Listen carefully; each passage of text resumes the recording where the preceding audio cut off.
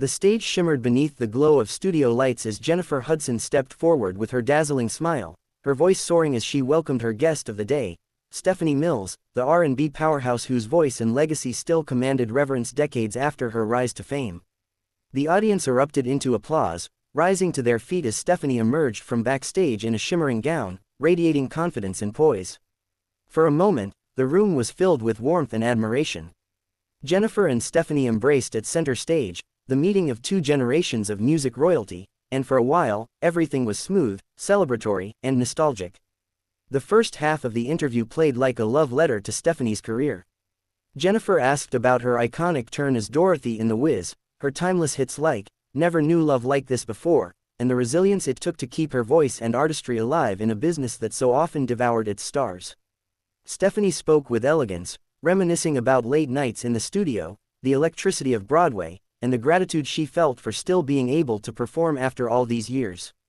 The audience soaked it up, clapping enthusiastically after nearly every sentence, grateful to witness a legend speak her truth.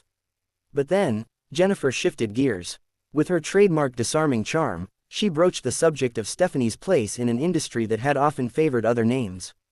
"Stephanie," Jennifer began, leaning forward slightly, "so many people remember the magic you brought to The Wiz and to your music, but there were times it seemed like other artists were spotlighted more. Do you feel like your contributions were fully appreciated in the moment?" It was a question meant to celebrate her perseverance, but the way it was framed hit a nerve. Stephanie's smile stiffened. She let the silence hang in the air for a beat, her eyes locking onto Jennifer's with an intensity that even the cameras couldn't soften. When she finally spoke, her tone was calm but sharp, like a blade glinting in the light. "You know, Jennifer," Stephanie said, her voice carrying the weight of decades of frustration, "people always want to pit black women against each other. That's the game this industry plays. They'll uplift one, and quietly tear down another, and then ask us to explain why." The audience reacted instantly, some gasped, others clapped, and a murmur rippled through the crowd. Jennifer, still smiling, tried to interject, saying she only wanted to highlight Stephanie's resilience, but Stephanie wasn't having it. "That's the problem," Stephanie cut in, her hands gripping the arms of her chair. "I don't need resilience to be my story. I don't need to sit here and smile about the ways I was overlooked or underestimated. I fought for myself when nobody else would. I don't need the world to frame that as me being strong. I was surviving in an industry that didn't care if I sank or swam." The tension was electric. The cameras zoomed in on Jennifer's face, her professional composure beginning to crack at the edges. She tried to recover with praise, telling Stephanie that her work had inspired countless artists, including herself, but Stephanie wasn't softening. "You say that now," Stephanie said, her voice rising slightly, "but where was that voice when I was fighting to get paid what I deserved? Where was that support when others were given opportunities I earned just as much? Don't sit here and tell me this is a celebration if you want to drag up the wounds. Because I lived those wounds. And I don't need them repackaged as entertainment for your audience." The studio went silent, the kind of silence that thrums louder than applause. Jennifer's smile faltered as she shifted in her seat. Visibly unsettled, she tried again to steady the ship, saying softly, "Stephanie, I mean no disrespect. I just want to honor your journey."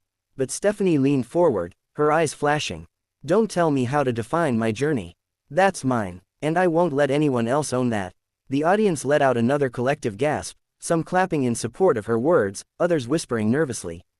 Stephanie sat back, adjusted her microphone, and for a long, breathless pause, it seemed like she might let it go. But then, without another word, she stood. The sound of her heels striking the stage echoed through the studio as she walked away, leaving Jennifer frozen in her chair. The audience erupted, some cheering her defiance, others stunned into silence, as Stephanie disappeared backstage, her exit as powerful and unforgettable as her voice had always been. Backstage, chaos simmered the moment Stephanie Mills disappeared behind the curtain. Producers, headsets buzzing with frantic chatter, scrambled to decide their next move. Camera operators glanced toward the control booth, waiting for a signal, cut to commercial or keep rolling. But Jennifer Hudson, still sitting in her chair under the relentless studio lights, chose not to flinch. Her smile, though strained, remained intact as she addressed the stunned audience. "Well, ladies and gentlemen," Jennifer said, her voice warm but faintly trembling, "Stephanie Mills has always been her own woman. She keeps it real. That's what makes her the icon she is. The crowd reacted with hesitant applause, some rising to their feet, others clapping awkwardly as if unsure whether they were witnessing a meltdown or a moment of empowerment.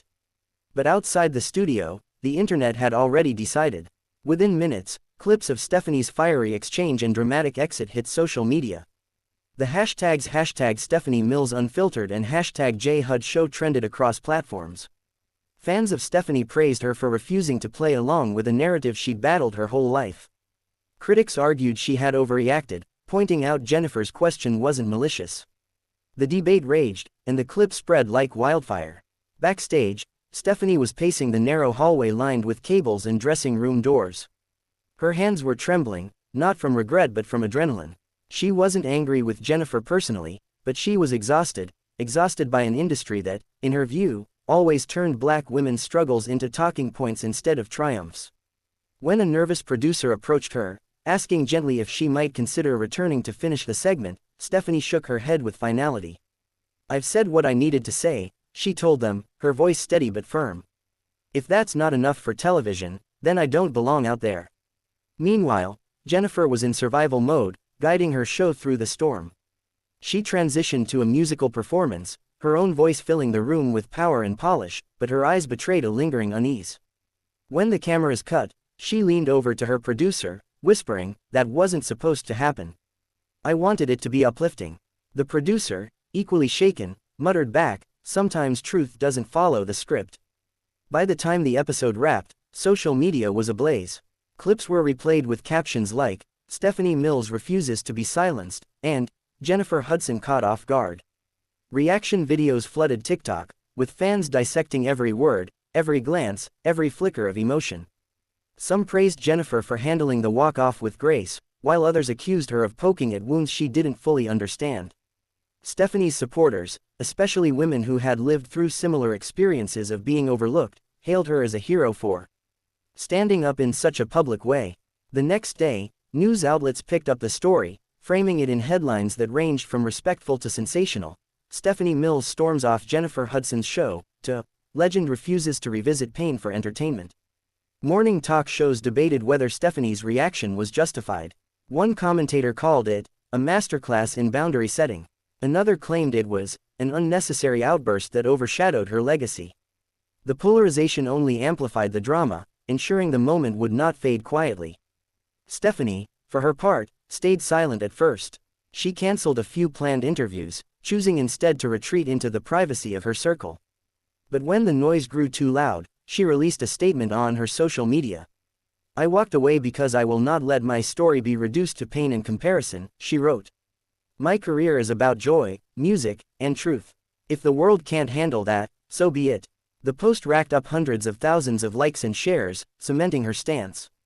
Jennifer, never one to shy away from reflection, addressed the incident on her next episode. Standing before her audience, she spoke with sincerity. "Stephanie Mills is a legend," she said softly.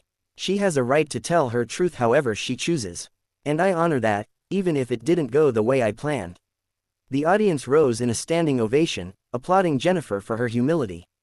But online, the split remained, some applauding her professionalism, others criticizing her for the original question. In the weeks that followed, the moment only grew in significance. Think pieces appeared in major outlets, exploring the broader issue of how veteran black women in entertainment were treated and remembered. Younger artists rallied around Stephanie, calling her walk-off a symbol of self-respect in an industry that often demanded silence in exchange for approval.